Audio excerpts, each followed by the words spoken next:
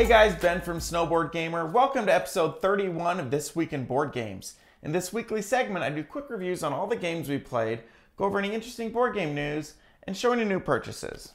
So last Wednesday was Valentine's Day. I went shopping for Valentine's Day cards and found one at the Wizard's Chest of all places, my local game store here in Denver, Colorado. And this is a Catan style card that I ended up giving Allison. It says, "I wouldn't trade you for anything," and it shows all the resources from Settlers of Catan that you trade with other people. I thought this was really awesome and I could not refuse getting it for her. It came in a pack of 6 and I gave one to each of my kids as well. I taught Allison Jaipur this week.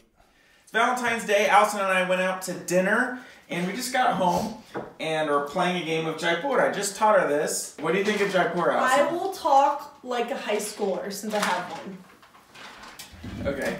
This game is sick.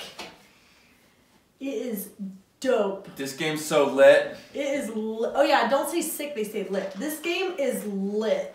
This is like a really fun game because according to Ben, he thought I would really like it because it's easy. That is not what I said. But it's true because I actually really like the easy games. Like I'm good at the hard games, but I don't like learning them and playing them. It takes too long. This one's fun because it's kind of like, it's like this like souped up version of Go Fish almost. Like instead of like asking each other. Why is the dog on the table? Oh no, look at him. He's like, "You're not in trouble. Kinsey put you up there, Chase." Who put you on the table? Come here, Chase. Oh. Chase wants to play. Chase wants to play. Here you go, Chase. Ready? Yeah, it's like, I mean, it's not really like Go Fish, but I don't know what I'd compare it with, honestly. Yeah, I mean, it seems kind of familiar, but I can't think of like a game that it's familiar to. I mean, it's a trading game. You're trading cards in for the market and trying to collect all of the same color to then sell them and get the points.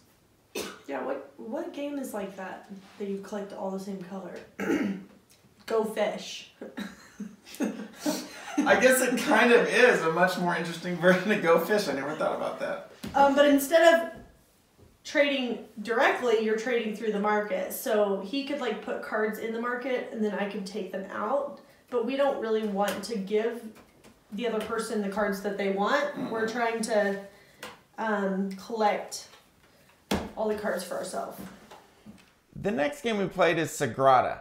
This is what they call a dice drafting and window crafting game. You're designing stained glass windows. Just a beautiful looking game. It is for 1 to 4 players ages 12 and up and plays in 20 to 40 minutes. Alright, we're playing a game of Sagrada. It's a pretty dope game. We play, it's basically just like placing die on a checkered board. Dice? Dice. Dice is the plural of die, Ian. You should dice. You mean die multiple times.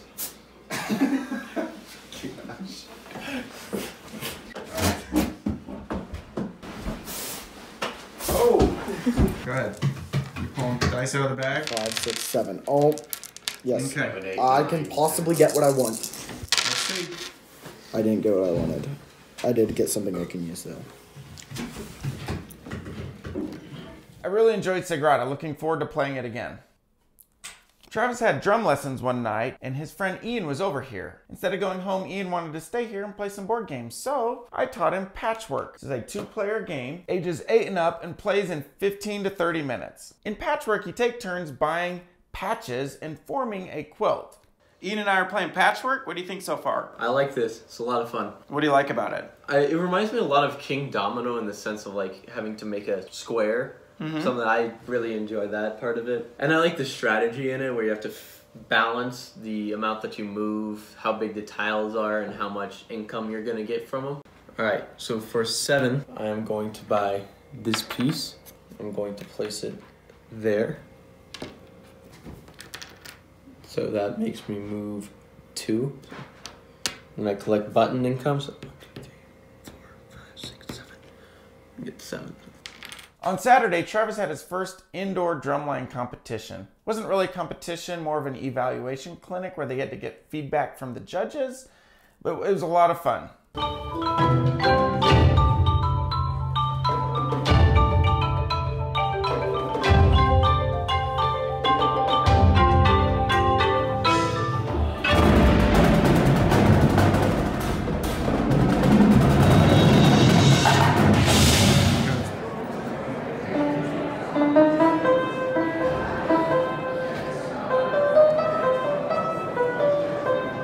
that evening after the competition, we had some of the parents come over and we played some board games that night.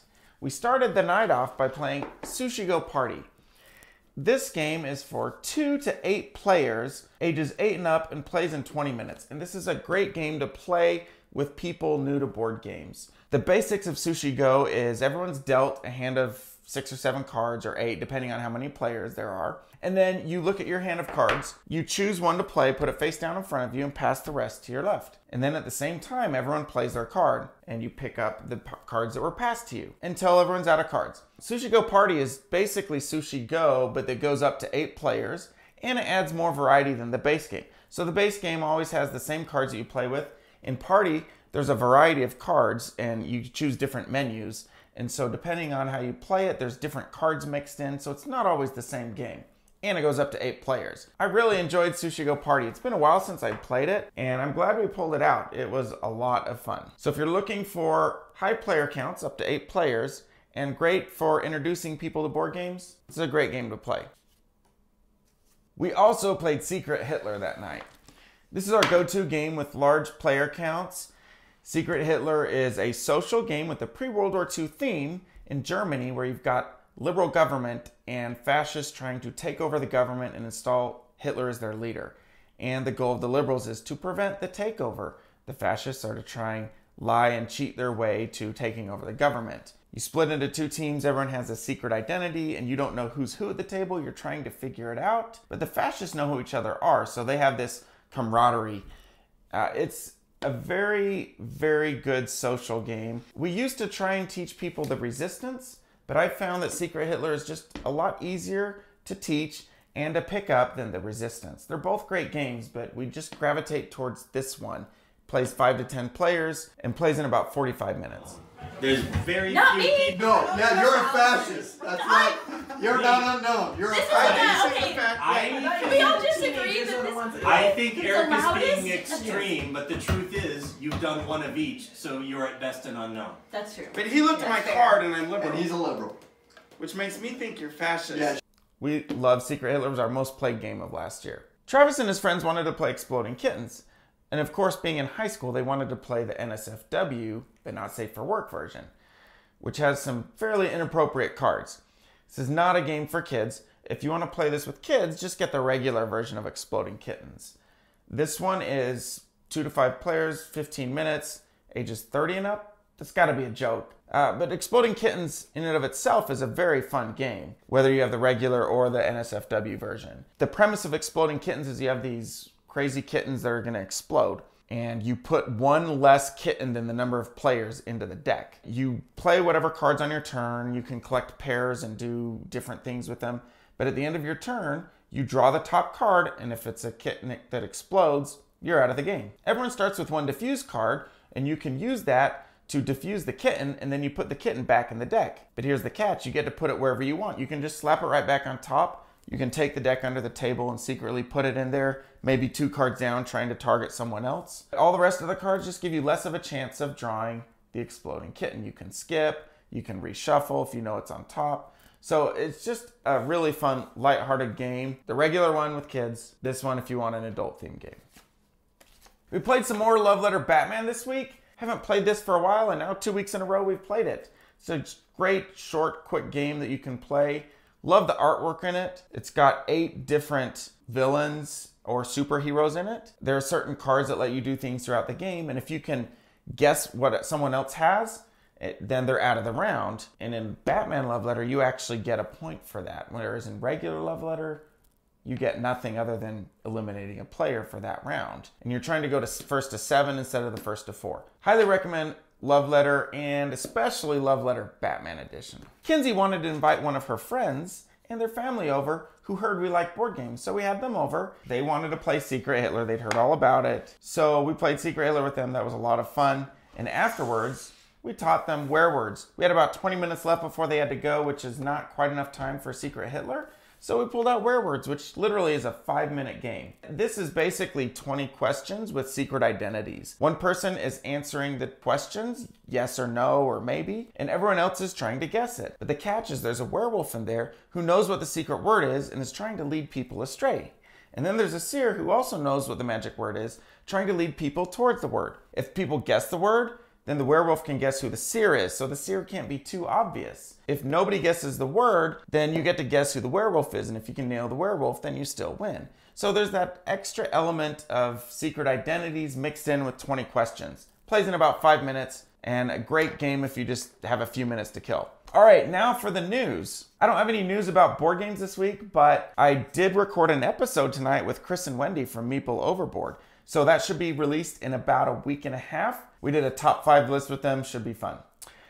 And now for my purchases. I picked up one game while I was at the Wizard's Chest. This is a game I've seen all over Instagram. I was shocked at how small it was. I saw this little box and I said, what in the world? It's called Deep Sea Adventure. It's supposed to be a quick little game, 2 to 6 players, 30 minutes, ages 8 and up. From what I understand, it's kind of like a push your luck game. You're trying to go all the way down, diving and get back up to the surface without dying. That's really all I know about it, but it does go up to 6 players, which sometimes is hard to find in games. So, Deep Sea Adventure. That's it for this week in board games. Thanks for watching, everyone. If you have not entered my giveaway yet, I'm giving away a copy of Custom Heroes. Go check out Monday's video and leave a comment. Thanks, guys, and we'll see you next time. Bye.